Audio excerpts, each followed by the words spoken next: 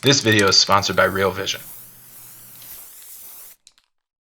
The last week has been crazy in the stock market, with Monday being the biggest down day of the year. China's devaluation of the yuan against the dollar seems to be the catalyst. Not only did it drive markets into a frenzy, but it caused the Trump administration to label China as a currency manipulator. So are they right about that? And why is China's currency so important to the global markets? Well, we're gonna dive into all of that on this week's episode of Real Vision's The One Thing.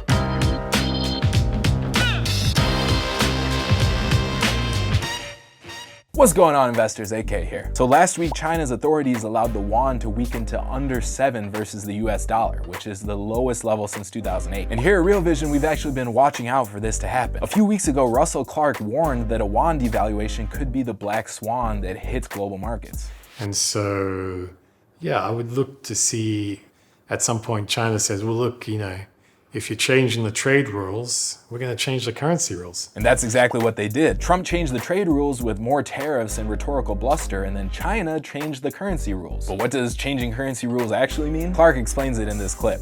One day, we all go home on Friday, and over the weekend, the Chinese go, hey, that's it. Might as well, we're going to rip the Band-Aid off. And we come in and the renminbi is at 9, right? And equities then open up down 15 on a gap, right? And then, of course, in vol, suddenly goes down at 40 or something like that. The problem then is that this huge amount of derivatives suddenly get knocked in, and they're looking for liquidity. Well, that's pretty much what happened. I mean, it wasn't 9, but China let it float around 7. In an earlier interview, Kyle Bass called for a devaluation also. But then, all I'm trying to think of this, does this increase the probability now that 7 goes in the RMB and it starts trading 8, 8.5, 9, because there is no conclusion. So the US has to play hardball, and global growth and Chinese exports are going to suffer.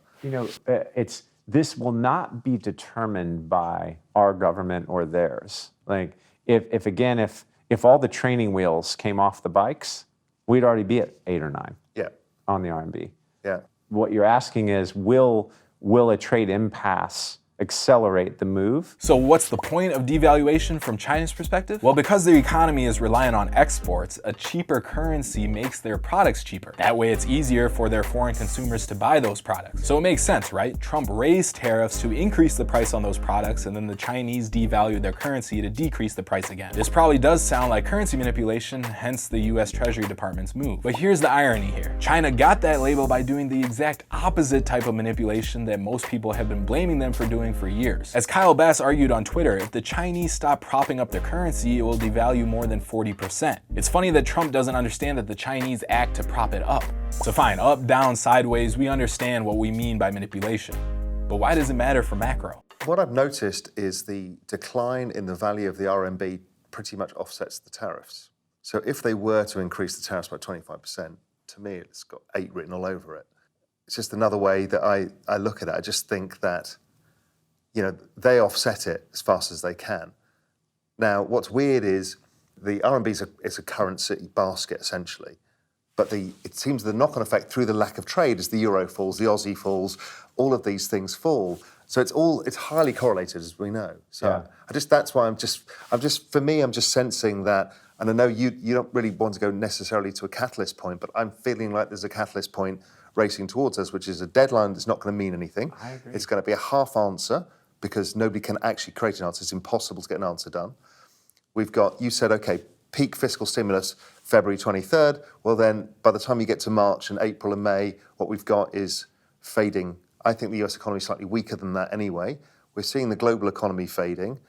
We're seeing the bond market telling us something. So to me, it's like, okay, we're rushing towards something, and the capital numbers look like there's money leaving China right now, and that there is something going on. So again, it seems like a lot of what Raul and Kyle predicted has come to pass. And the recession narrative has only grown louder because of the escalation between the US and China. In the shorter term, the devaluation is bad for exporters and really anyone who fears an escalation in the trade war. If China is willing to let their currency devalue past a historical benchmark, simply to signal to Trump that they aren't afraid to flex their currency muscles to win, then it really doesn't look like that trade deal is coming anytime soon. If you want to be able to track the next move in this ongoing battle, or you just want to stay ahead of stories like this Chinese devaluation, then stick with Real Vision.